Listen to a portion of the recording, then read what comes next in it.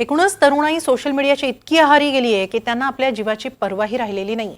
Social मीडियावर followers वाढवण्यासाठी काहीतरी हटके करण्याच्या नादात ही मुलं मुली जीवघेणे स्टंट करतायत। रील्स बनवण्याचं हे व्यसन किती धोकादायक आहे पाहूया या रिपोर्टमधून।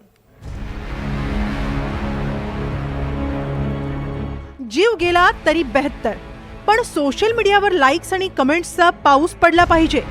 फॉलोअर्सची संख्या लाखोंच्या घरात गेली पाहिजे। बस एवढंच ध्येय या तरुणांच्या आयुष्यात उरलंय।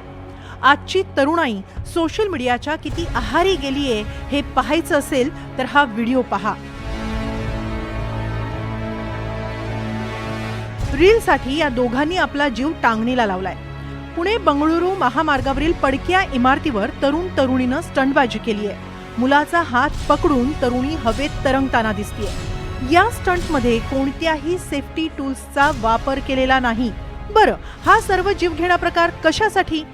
तर या मुलांना फक्त ग्रिप टेस्ट करायची होती, म्हणजे आपल्या हाताची पकड किती मजबूत आहे हे दाखवण्यासाठी मुलगी 30 ते 40 फूट उंचीवर लटकली। हा दुसरा व्हिडिओ देखील पुण्यातलाच आहे। तरुणीने रील बनवण्यासाठी जीवघेणा बाईक स्टंट केलाय। बाईकवर एका बाजूला बसून तरुणी गाणं म्हणतेय। स्टंटचा व्हिडिओ व्हायरल झाल्यानंतर पोलिसांनी तरुणीचा शोध घेतला आणि तरुणीला असे जीवघेणे स्टंट न करण्याची समज दिली आहे। संभाजीनगरमध्ये तर रील्स काढण्याचा नाद तरुणीच्या जीवावर बेतला।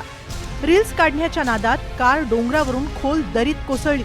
श्वेता सरोसे नावाची तरुणी गाडीत ड्रायव्हिंग सीटवर होती। तिचा मित्र सूरजमुळे बाहेरून रील बनवत होता। गाडी रिव्हर्स गिअरवर होती आणि श्वेतानं चुकून ॲक्सिलेटर दाबला। गाडी दरीत कोसळणार हे तरुणाच्या लक्षात आलं, पण तोवर खूप उशीर झाला होता। हल्ली सर्वांनाच रील्सचं वेड लागलंय। मोबाईल हातात घेतला की आपसुकच रील्स बघायला सुरुवात होते। अनेकदा रील्स बघता बघता 1.5-2 तास कसे निघून जातात कळतही नाही। तसंच व्यसन या रील्स बनवणाऱ्या तरुणांनाही लागलं।